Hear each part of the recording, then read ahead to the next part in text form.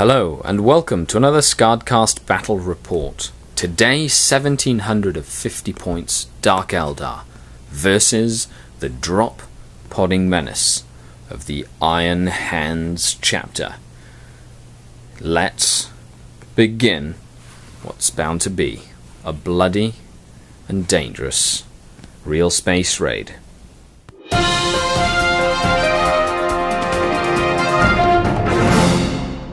Hello and welcome to another SkaredCast Dark Eldar battle report.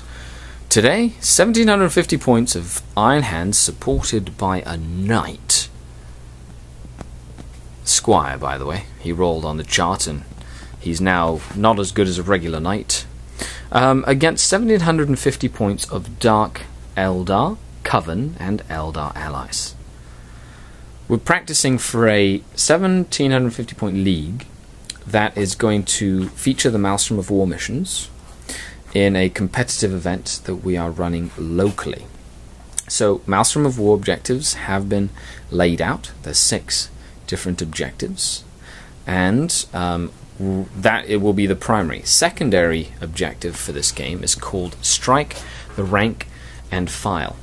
So every troop unit killed that's a non-tank, a non-vehicle, is worth a point. If all troop units are destroyed, you give up an additional 3 points towards the secondary mission objective. Warlord trait for the Iron Hands is targeting protocols from the Iron Handbook. And Warlord trait for Dark Eldar, I rolled Labyrinthine Cunning, so my Lamian is very cunning indeed, and thanks to that it is Night Fight on turn 1. There are Sternguard in a drop pod coming in, probably turn 1, with another 4 empty drop pods, and there are a Legion of the Damned elite unit. Allied unit? An allied Legion of the Damned unit that is coming in deep strike. The Dark Eldar have a Grotesquerie in Raiders that rolled Fleet. The Lamian with a Spirit Seer in the Venom. That's all we deployed for deployment, and I have 2 Venoms with Warriors in reserve, 6 Cabalite Warriors in a Raider with a Lance with the Grotesquerie Homunculus. Then we have 2 Ravagers with Lances in reserve, 3 Eldar jet bikes, 2 Vipers with dual shuriken cannon, 2 outflanking War Walkers with Bright Lance and Scatter Lasers, and 2 Razor Wings with Lances and Monoscythe missiles also arriving via reserve. Thanks to the Labyrinthine Cunning, I should have a better chance at doing so. Psychic powers, I rolled Telepathy, so I got Invisibility, I have Psychic Shriek and Dominate for the Spirit Seer. So we're moving on to Dark Eldar, not turn 1. I have given the turn 1 to the Iron Hands, and the drop pods will start falling from the sky. The Iron Hands infiltrated the scouts on this flank, rolled Secure Objective 2 twice with the Maelstrom mission, and Secure Objective 3. Objective 3 is a sabotage objective. Does it explode? It doesn't. Everything else moved up, with 3 empty drop pods arriving this turn, and some of the combat tactical units that are 5-man strong with a las cannon moved up. The Dark Eldar have sneakily hidden behind line-of-sight blocking terrain, negating all incoming firepower this turn. So moving on to Dark Eldar, turn 1. Turn 1 was a fast turn for the Dark Eldar, moving into position to negate as much enemy shooting as possible and waiting for the reserves to arrive while trying to bait the enemy. This Raider moved up and just took a pot shot at the drop pod, knocking a hull point off. This Raider boosted up behind the ruined bastion to flank the enemy force, and this Venom just scooted and stayed. It's got my Lamian, Warlord and the Shadow Seer, and by Shadow Seer I mean Spirit Seer in there. We're going to see if this objective over here explodes once again on my turn. And it does! Kablam! The Dark Eldar have succeeded in doing some damage, doing d6, strength 4 hits for 3, and needing 4s to wound, causing 1 armor save on the Imperial Fists. One guy feel no pain to see if he survives. He doesn't. The sabotage objective blows up in his face. We're moving on to Iron Hand's turn 2. Let's see if the reserves arrive. There's 3 reserves to roll. Drop pod full of Stone Guard, Legion of the Damned squad, and an empty drop pod. Stern Guard. Nope. Legion. And empty. Nope. Okay, so the main force has not arrived yet. Turn 2 for the Iron Hands began with the arrival of the Legion of the Damned Space Marines that arrived on the flank. Proper movement had eliminated most targets, and this meant the Dark Eldar were relatively unscathed this turn. Legion of the Damned arrived from the etherealness and missed the raider completely with their ignore cover weapons. Other shooting, the knight could see the back end of the raider, fired everything at it, but I passed 2 cover saves against the battle cannon hits. And the one last cannon over there forced this raider to jink, and I successfully passed my jink save. Other than that, it is now Dark Eldar, Eldar Coven, turn 2.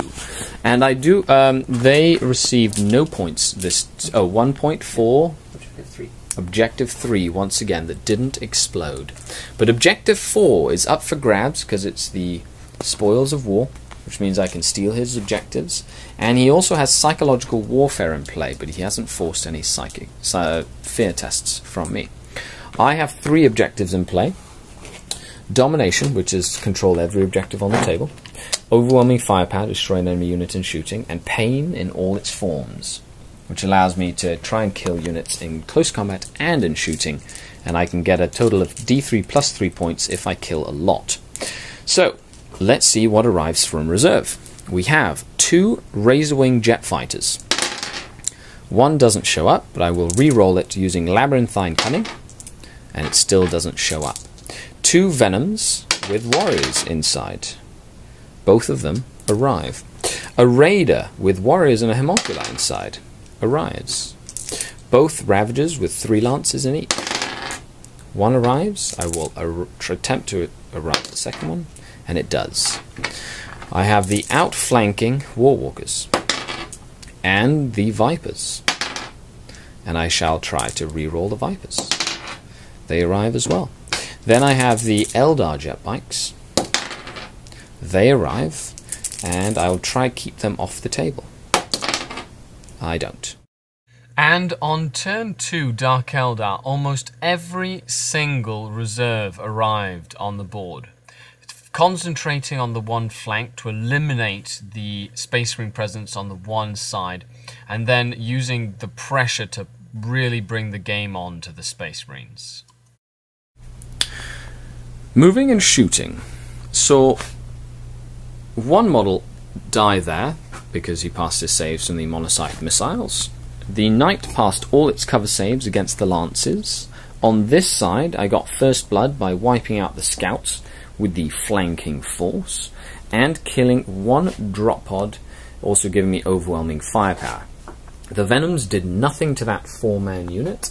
I turbo boosted this raider up to the flank, and these grotesques charged in to the Legion of the Damned and killed 2 in combat, and they are tied up for another turn. So we're moving on to Iron Hand's turn 3. The Dark Eldar have scored 3 points this turn, 1 for overwhelming firepower, 1 for pain in all its forms. And I also gained secure objective 4, but I stole that away from my opponent. So I did get 4 points this turn to his 4 points. I do want to keep domination in play because I want him to think about holding every objective on the board, because with my speed I can potentially grab that one as well. Now he has 2 reserves to come on, an empty drop pod and his Stern Guard unit with his captain with the Gorgon chain. So let's see if they arrive with the rolls.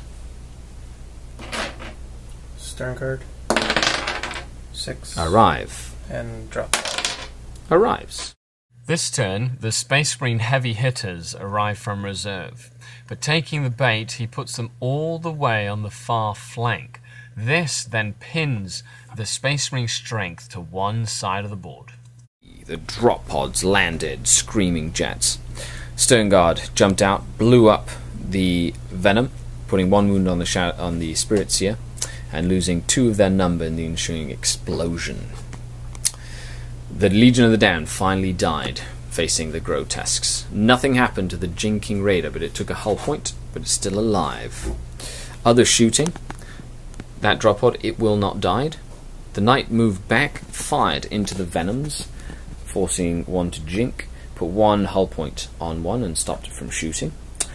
1 last cannon immobilized one of the Warwalkers, and other shooting was ineffectual, while the sabotage objective blew up once again, killing another Marine from that unit. The Iron Hands have gained no points this turn.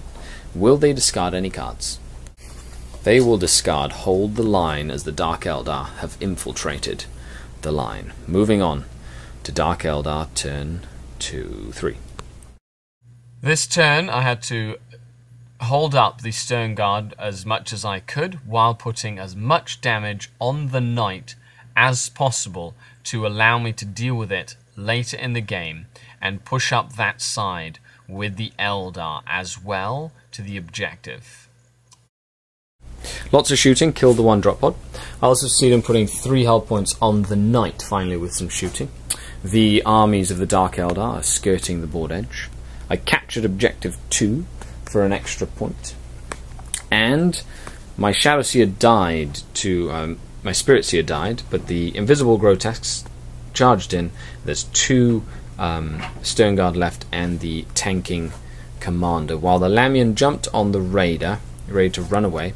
And in this corner over here, the other Grotesque charged into another combat squad and killed 2 out of 5, while the Razewing blasted the Tech Marine Master of the Forge out of the ground, off the ground, and the other Razewing didn't show up. So I've gained an extra point, bringing my total up to 5 points. And it is now the Iron Hands' turn 4, and they have held Supremacy. They have Psychological Warfare and Secure Objective 5. I also have the Secure Objective 5 in play, so that battle is worth 2 points.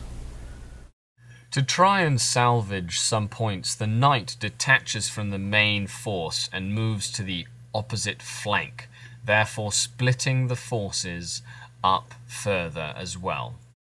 We had 1 last cannon blow up the mobile Warwalker, the other last cannon squad forcing that Venom into jinking but doing nothing. Some shooting into the Razorwing was ineffectual. The Knight moving up, charging into the Venom and de-slapping it in the face. The guys got out in the back but are not pinned. Also, the battle cannon forced that Ravager to jink.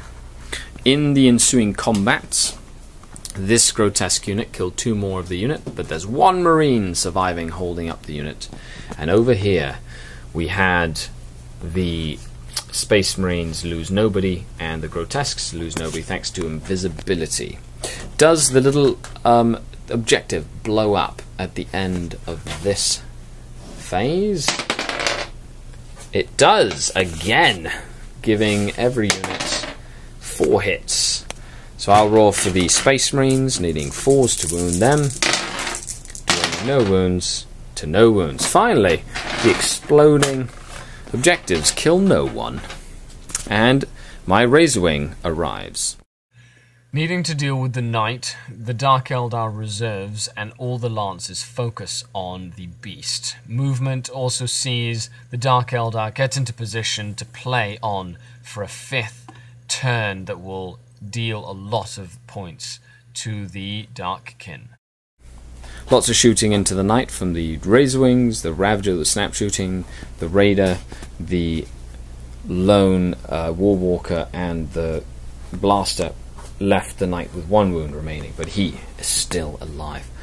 I was tasked with capturing objective 1 back here. A lot of shooting, saw all the Marines dead, so I was able to capture it thanks to the Vipers and everything else firing. Another shooting, Ravager killed that other drop pod that exploded. In combat, Gorgon Chain Commander with the Axe of Medusa, right? Put 1 wound on one of my grotesques, but I now, turn 4, have It Will Not Die, so both of them regained a wound. And the last Marine here died a horrible death, and they have consolidated towards the other Marines. Does this objective explode?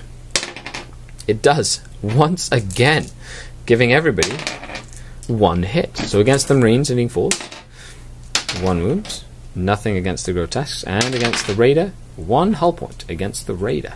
And the Marines need a save, which they fail. Feel no pain. They fail. 1 Marine goes down. Sensing the battle almost beyond grasp, the Space Marines pull one final trick out of their hat to attempt to stop the Dark Eldar and Eldar forces. The knight bravely moved up, didn't kill the Warwalker with shooting, but charged in and killed all the Cablite warriors.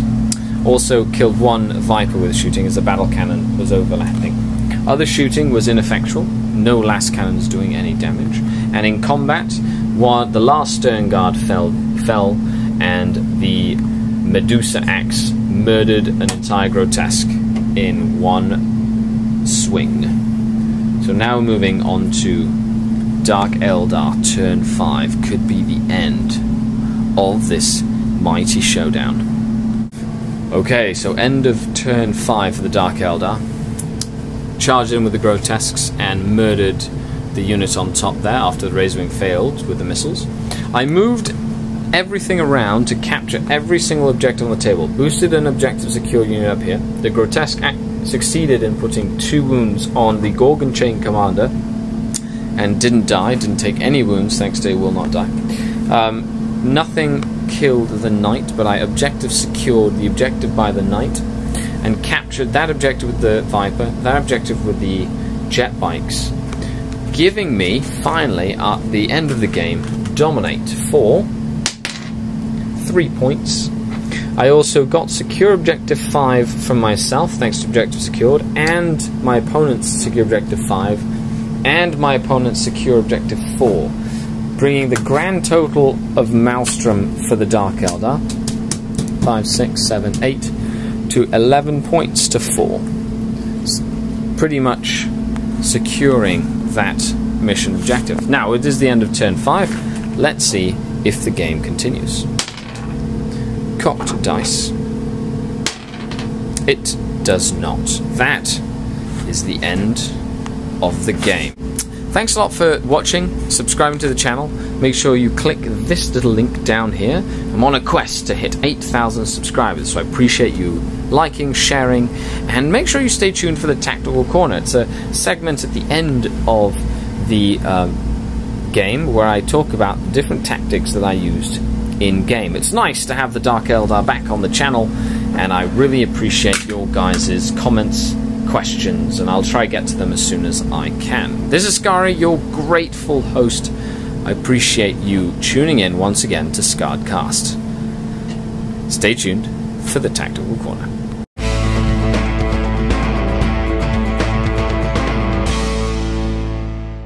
Hello and welcome to another Tactical Corner. 1750 points of Iron Hands sees drop pod aggressive, last cannon heavy, knight wielding army against spam army of doom. Well, not really spam, but a very tough list that I based off of a couple of lists I've seen online.